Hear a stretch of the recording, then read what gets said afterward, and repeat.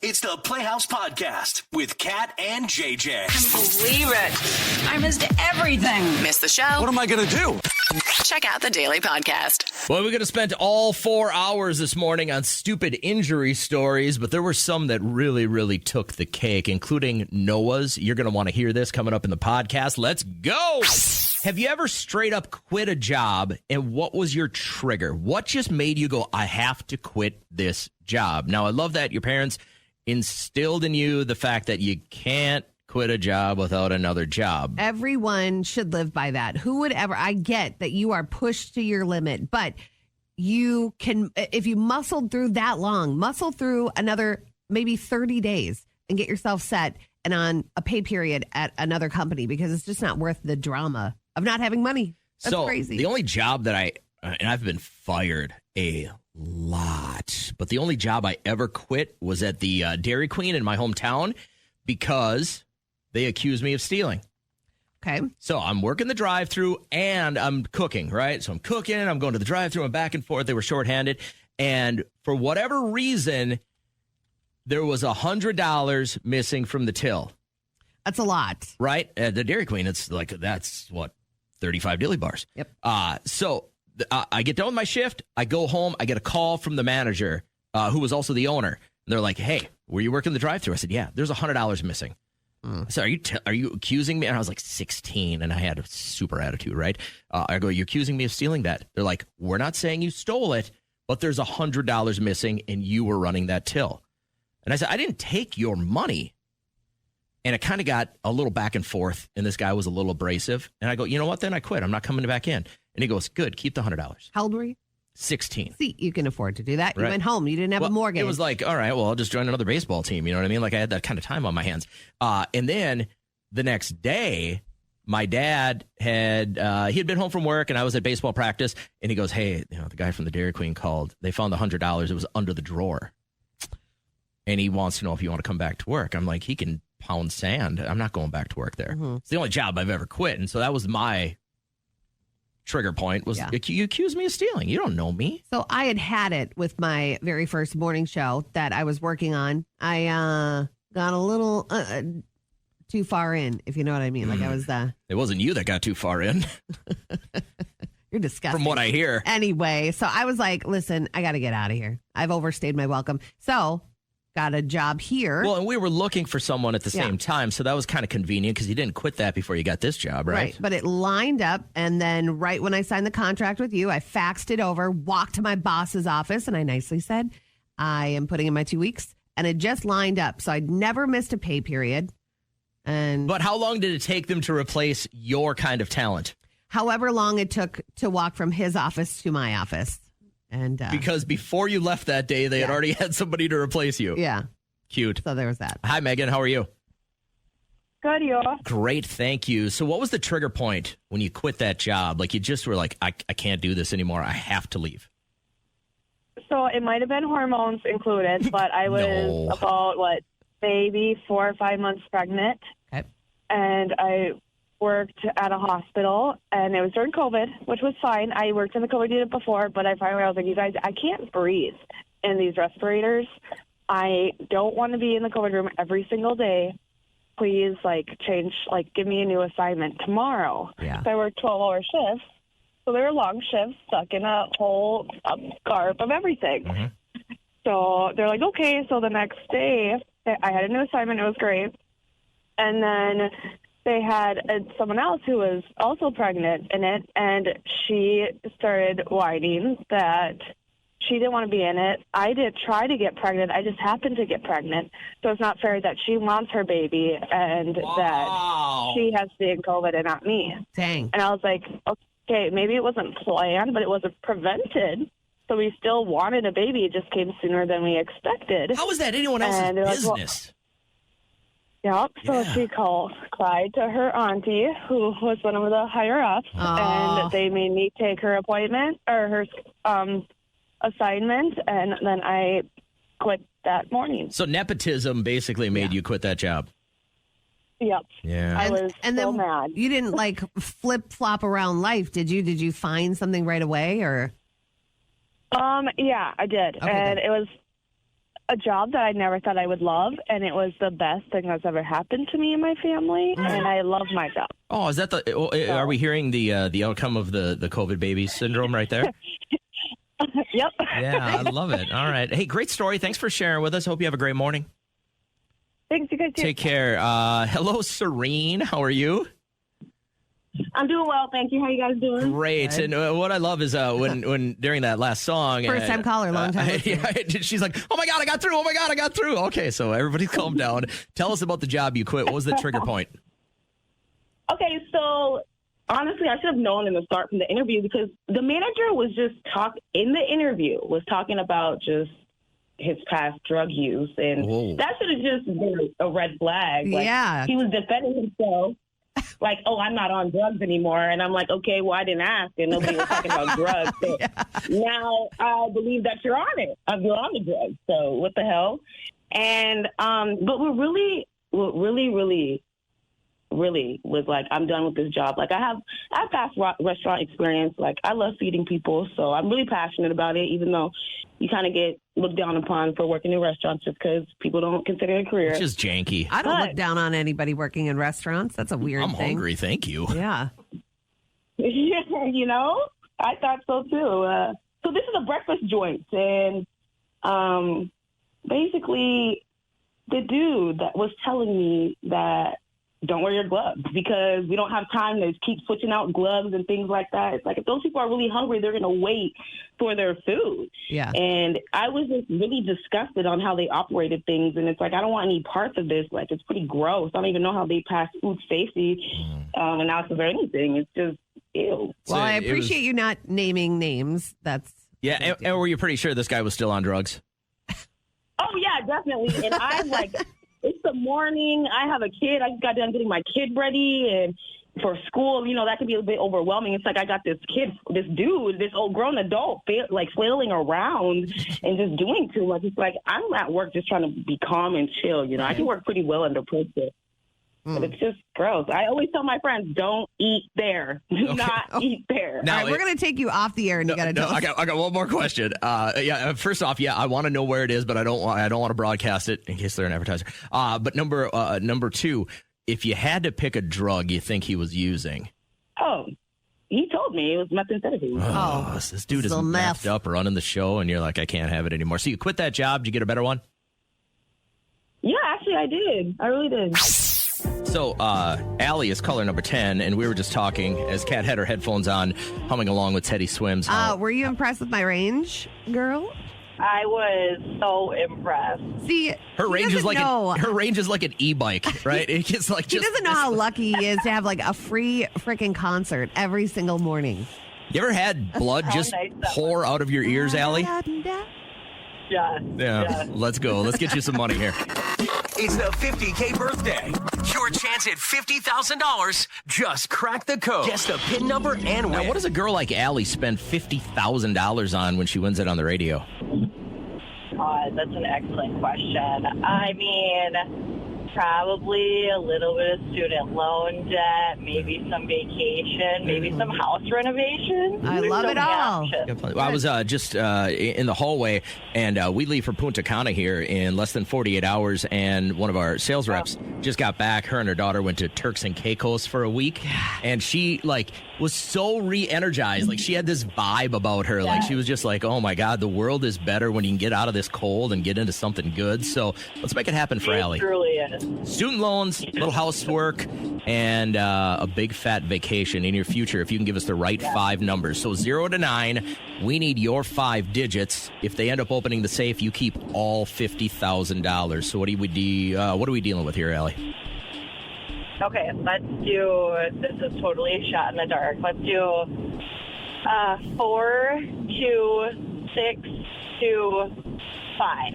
4, 2, 6, 2, 5. Okay. As we punch those in, if this pops open, you find yourself $50,000 richer. Let's do this. Deep breath. Let's go.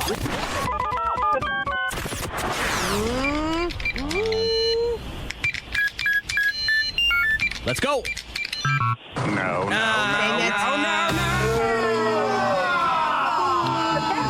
just wrong. Wrong, wrong, wrong. You didn't get it. Wrong, wrong, wrong, wrong. Oh, You're we wrong. tried. You're wrong. You're wrong. But you got to hear me sing. Now, a lot of people would say if you wouldn't have dogged out Kat, the karma would have been on your side, and making fun of her. Dog me out. Oh, you should have heard. Well, your headphones were still on when we were making fun of you off the air. You were. So hey, Allie, what's as far as your student loans go? Where'd you go to school and for what? Okay, so I actually have a few. So I did my undergrad at the U of M. Okay. And then did my nursing just at a community college, so that's the cheapest. And then I did my master's for Psych NP at Herzing University. So we could just say I have more than six figures. Oh, my God. Now, Gross. Are you unlike me, where you took your over $100,000 in student loans and actually used them for a career that you're enjoying, or did you fall ass backwards into a radio career and you'll never use your education? No, Yeah. I most certainly am a Psych NP. I love my job. I love helping people. So I think it was worth it. So Worth it, yeah. who's the most messed up if you listen to our show? Like, who would be a This bigger is the wrong project question to ask. for you? You guys are not a project at all. You guys we'd be like sitting, buddy to buddy in a regular chair. You guys are not messed up at all. Trauma makes us funnier. You're terrible at your job. She's a I'm first-time just liar kidding. and first-time listener. So, Well, thank just you. for playing along, I'm going to make sure you get one of these dopey T-shirts that we're giving everyone that plays. So hang on a second. We'll get all your details. And it's not paying off your student loans, but you're going to look super sexy in it, okay? Good morning, Josh. How are you, bud?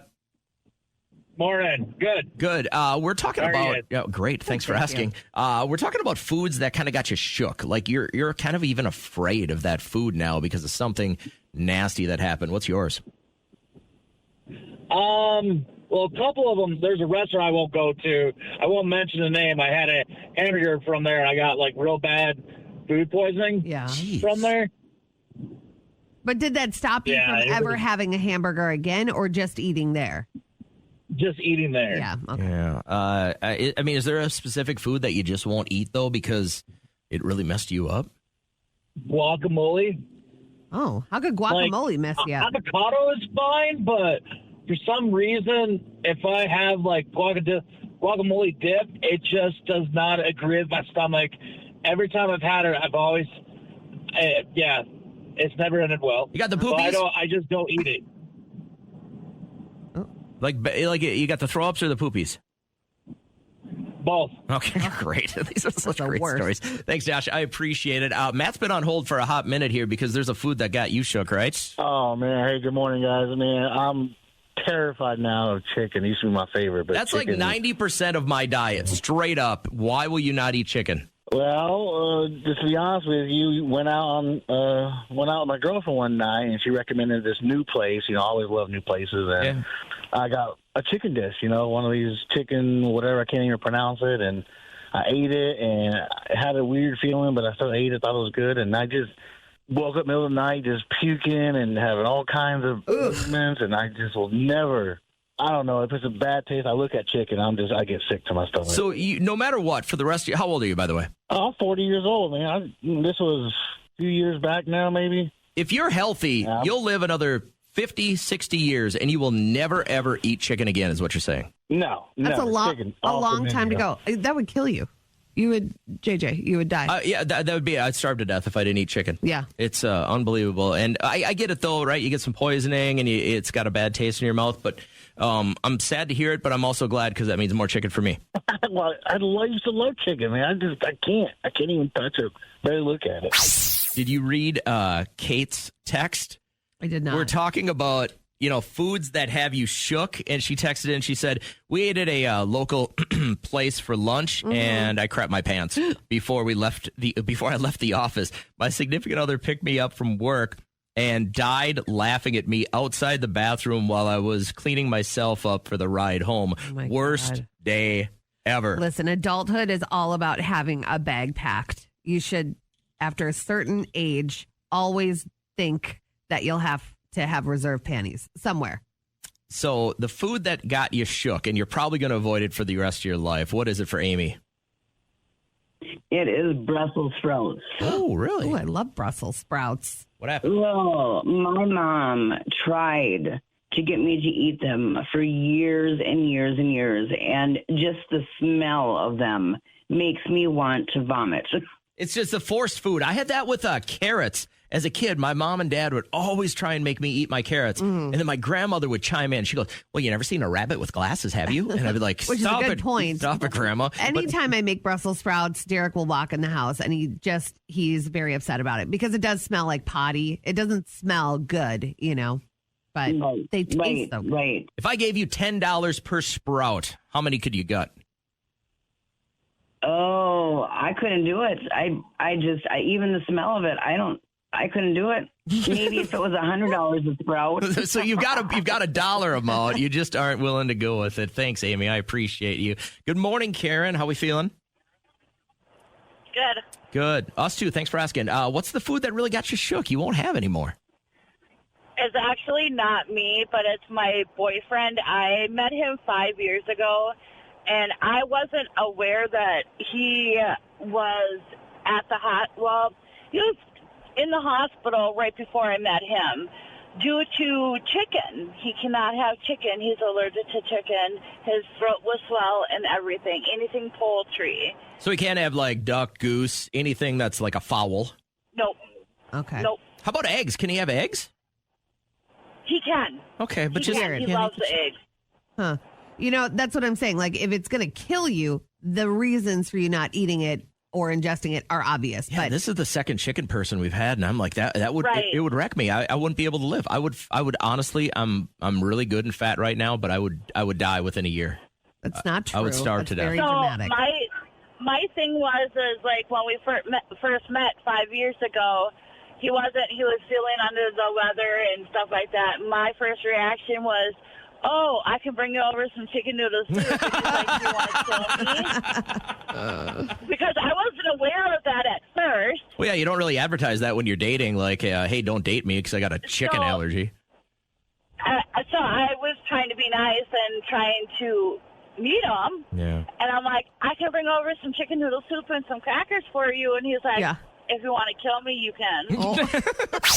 We'll be landing in Punta Cana, and the temperature difference from when we take off to when we land will be 104 degrees. That is wild. So you is get that on this, even healthy? You get on this big metal thing. Yeah. It's pressurized. You get off. It's 104 degrees difference. That can't be good for humans, right? I'm just going to go and find a beach chair, and I'm just going to maybe lay there for like 70 minutes. It's a very specific time. I just want to close my eyes, and I want to feel the breeze from the ocean. And that's all good. But you got to walk by the bar, and that's where the stopping point is. I let you go hard that first day, and you're just a slob. No. And then you're fine the next day. I'm good. I'm always good. It's going to be a good thing. We'll see. Always We'll good. see. Okay. So a couple of big developing issues here in the Playhouse this morning. If you listened to our show yesterday, you know that we had infestation, and there's one thing I will not stand for, and it's infestation. There was a mouse eating cat's cookies, and if you give a mouse a cookie, it'll come back. So our engineers had decided to set up some mouse traps in our studio. And we said use cheese or peanut butter. But both of those would bring this mouse out. They, in the overflowing level of extermination knowledge they have, decided, well, if the mouse was eating cat's cookies, let's put a cookie on the mouse trap. So the first thing I did when I got to work this morning is I came in here and I looked. Mouse trap not set off, yet no cookie. Yeah. And So, he left a note. free Thanks cookie. for the F shaft. free cookie. And I noticed that they had set up another mouse trap with peanut butter, and that was set off. Oh, okay. And so we've got maybe the most intelligent mouse in the world running around somewhere in our building, but we're going to get that sucker. Yeah. That's number one. Okay. Number two, are you sleeping okay? Last night, I had a much better night's sleep. I told you yesterday I was up since 1:25 until 8. I'm going on about 45. 45 minutes sleep. Are you? I could Great. not shut down last night. And it was the weirdest because I'm not stressed about anything. Like, I'm so prepared to take this trip with our listeners.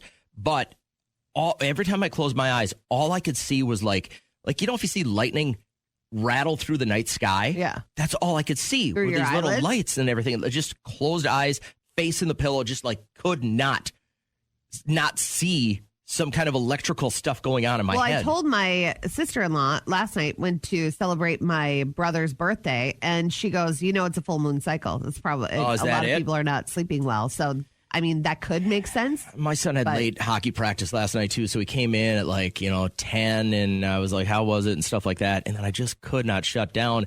And then at about 2:30 this morning, out like a light. 3:15, the alarm goes off. I'm like, God, you got to be kidding me. So if you're looking for an epic meltdown today, it might happen if things don't go right. So how was the birthday party? Oh, it was great. He dies a little when people pay attention to him. He's such a just modest man, but he's just I wrote in his card, and I got a lump in my throat when I was writing it, that I do remember the day he was born. I was in the room, watching, and it was crazy. And then now he's a father of 2, and he's such a good dad and a husband. And you were struggling to find an adequate birthday present for him. What'd you end up getting him? $1 for every year he's been on this planet. Give him $30. I did. You're the worst sister in the world. Cash is king, baby. He opened it. He was like, oh, yeah, thank you. And then my mom got him a sweatshirt for his shifter. Okay, so I'm winning so far. I gave him money. What's his shifter? On his car. Jesus, you're the family. This is why people move away from their families. It's this kind of stuff. But then she gave him gift cards to all of his favorite places. So he was all stocked with that. My sister got him half a year car washes because he's obsessed with washing his car. Okay, cool. And it was just all about him. Pizza, wings, ice cream cake, family time. Ice cream cake. In the middle of winter. Barf. He can't think of anybody else. Nobody likes ice cream cake. I love ice cream cake. That's all our family does for birthdays. Yuck. Ice cream cake. No. Gotta have it. All right, now. In a circus type moment, how'd you injure yourself? What's the best? God, I was so stupid. I can't believe I got hurt story you have. I don't know. I guess I'm going to answer for my younger sister. We had that car that it was my great grandpa Gilbert's car, and he parked it in our driveway. And it was an old car, had some rust on it. And one day we were with the neighbors, and I said, let's clean Grandpa Gilbert's car. And so we were sudsing it up. Such a good granddaughter. My sister goes on the roof and slides down like it's a slide. Got all the suds under her butt, and she rips open from the top of her knee all the way around the knee to the bottom of the knee. Blood everywhere. Poor Gilbert's car. Or my sister. And Emma. Yeah, sorry. So that was maybe a stupid injury, but very preventable. Carrie, you got one for us? This one was brutal and very embarrassing. So I'm doing dishes one afternoon, and I just kind of mindlessly wash in a spoon, drop it into the sink. Kind of goes into where the disposal is. Oh, no. For some reason, simultaneously, I go to turn on the garbage disposal, completely nick my fingers. Don't worry, I didn't lose any, but it was pretty bloody. And now my husband won't let me use the garbage disposal or wash the dishes, which, please, you're not getting any stuff from me. Like, you've learned a lesson? Does he think that you're going to do it again? Most of the time, adult humans learn a lesson. But all of us know what's going to happen when you flip that switch, and she still did it. You shouldn't have done it, yeah. Yeah, but I don't know. It's a compulsion, I guess. I have no idea where it came from. You didn't lose any fingers or anything, though, right? Just a couple of cuts? No. Didn't lose my fingers. Still have all my index, pointer, everything. But I got some pretty bad. Yeah, you got lucky. I sure did. Were you working here when I broke my coccyx? Yes. Yeah, so I took the kids sledding when they were younger, and we were going down this big hill, and a bunch of jackass kids had built a jump at the bottom, and it was so snowy I couldn't see it. And I'm cooking, right, on one of these sleds, and I hit this, and it was like Chevy Chase up in the air, and I landed right on my tailbone. And when sledding as a kid, you don't think about all the terrifying things that could happen. But as an adult, like Leslie said, Christmas Day sledding with the kids, went down, broke my leg. So it's just something that you would never expect to be deadly. Talking really, really stupid injuries. Noah had called the show a little bit earlier, and I think we were in a commercial break, and I ran tape on this, and I'm so glad I did. because he sounded like he had a story to tell, and he did. If you missed it, well, you weren't in our studio, so you're going to hear it for the first time right now. So 8th grade year, I'm 25 right now, so it's probably 10 years ago or whatever. I don't want to do the math. It was Christmas at my family's place, and I was backing up the van, and I was a pretty inexperienced driver, so I had the door open, and my grandma was standing there, and I kind of floored it in reverse. Oh. So I hit her with the door. She fell over. I jumped out. Oh, but the car was still in reverse. So I noticed, I run back. I try to jump back in, get hit by the door. The car runs me over, runs my knee over. No. Yeah. And this is that long ago that you didn't have a Ring doorbell or anything to capture this. Correct. Dang it. So in one fell swoop, you wrecked Christmas, you ran over Grandma, and you ran over yourself. Correct. So I spent the good 5 hours in the emergency room getting x-rayed and stuff. What were the injuries? So initially that day, they said there was nothing wrong. Like, they couldn't tell anything was wrong. And then later, like 4 months later, I was doing basketball, and I fell backwards over one of my friends. Yeah. I heard a pop, and I couldn't walk on it. And then I went in, and they did an MRI or whatever that thing is, and there was a piece of bone from part of my knee floating around in there. Oh, wow. Yeah. So they had, I don't know, a couple months later, they, cut me open, took it out, and they drilled some holes in my knee, so it just filled up with cartilage again. I just feel still bad have that piece of bone. that I want to sing like Grandma got ran over by her grandson. Right? Yeah, it's a story every year still. It's Grandma saying, I'm backing the car up. Good Lord. You ran over your grandmother. It's just one thing after another. Alexa, can you beat that with a stupid injury? I don't know if I can beat that. But, give it a shot. It's actually a story about my dad. So living on the river, my grandparents owned a houseboat. I'm not sure if everyone's familiar, but you can climb up the back, and we would jump off the roof of the houseboat. Uh-huh. Well, my dad, after some drinks, decided he would just climb up the front where the railings are and try and pull himself up onto the roof. And he slipped and fell and hit the rail on his way down. Oh, no. And, of course, having drank, he didn't think anything of it. Well, the next day, he was, like, sleeping, and my mom checked on him, and his whole abdomen was, like, purple. Oh, and he actually had to go to the hospital. Yeah, he had internal bleeding, and he almost died. Oh, my God. And you know what? Normally with dads like that, after they had a few drinks, kids are telling them, Dad, don't do that. That's not safe. And then they say something like, mind your own business. I'm an adult. Give me another beer. Yeah. So. Yeah. Dad's okay after that, though? Super embarrassed. Yeah. And that's one of many stories of him, but I think that's his most embarrassing. I love it. Thanks for sharing with us. We appreciate it. Have a great morning.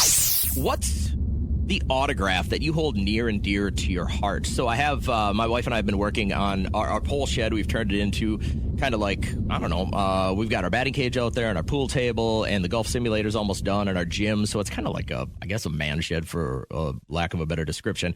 But my wife wanted me to get, like, I've got so many autographed baseballs and bats and stuff like that.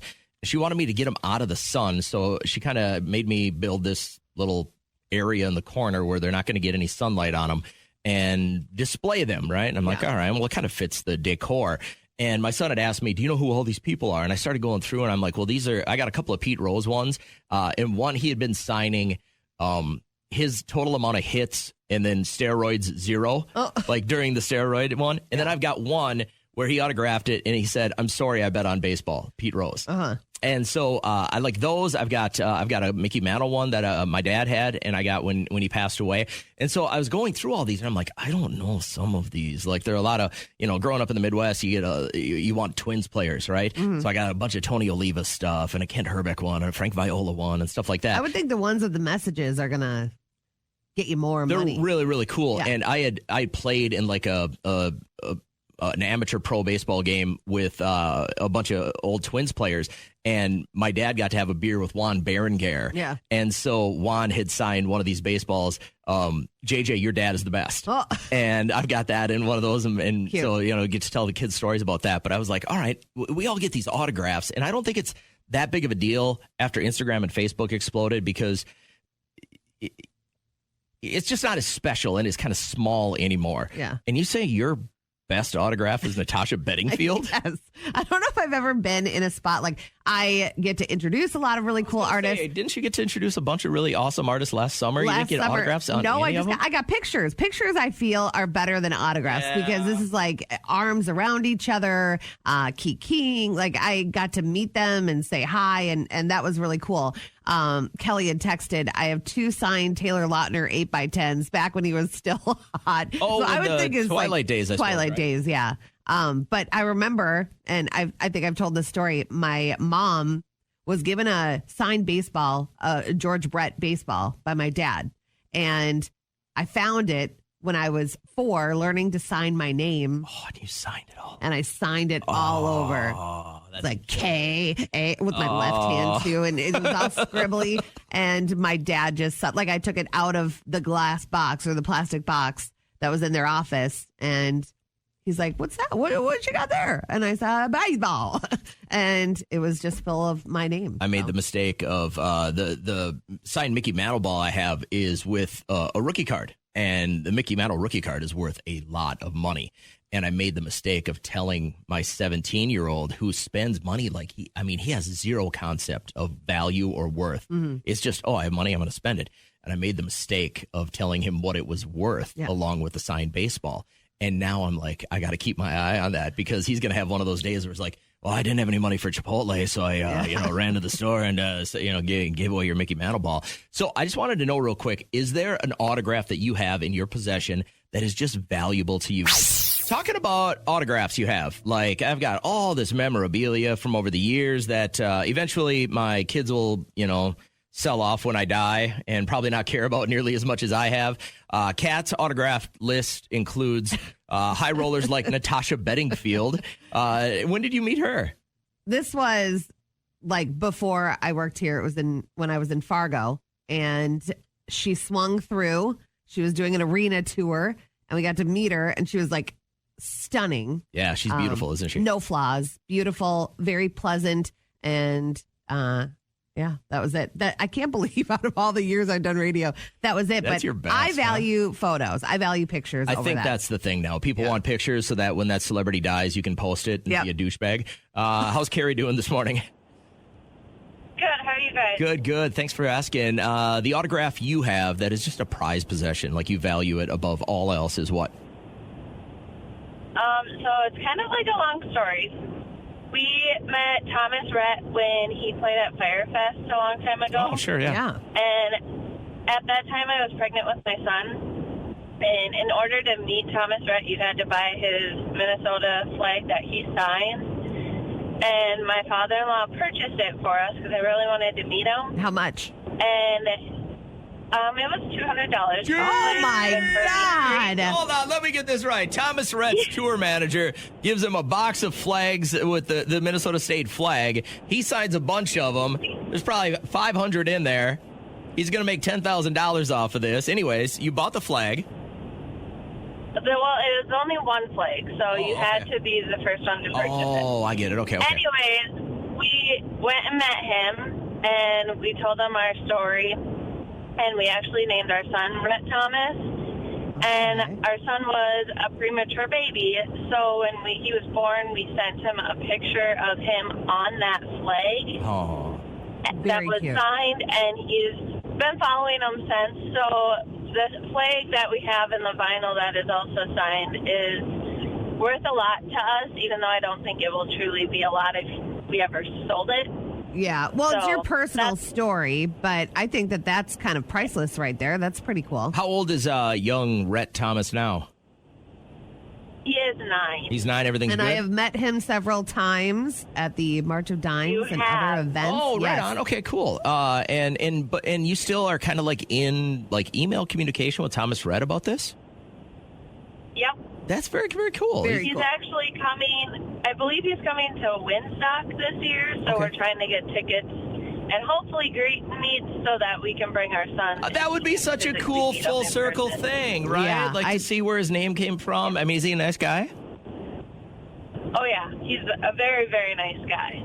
Cool. I was when you were saying I was pregnant, I was thinking, oh my gosh, you had Thomas Rhett sign your belly or your baby. Or that you had to get pregnant just to meet him. Like you had your baby a day before and you brought your baby to the Thomas Rhett show and he signed his forehead or well, something. if you get those Winstock tickets, give him a heads up, and then hopefully you could walk up to the back where all the bouncers are and just say, hey, this is him, and can you get Thomas Rhett's attention? Now, this is going to be a big deal if you can actually get your $200 back. Then I'm impressed.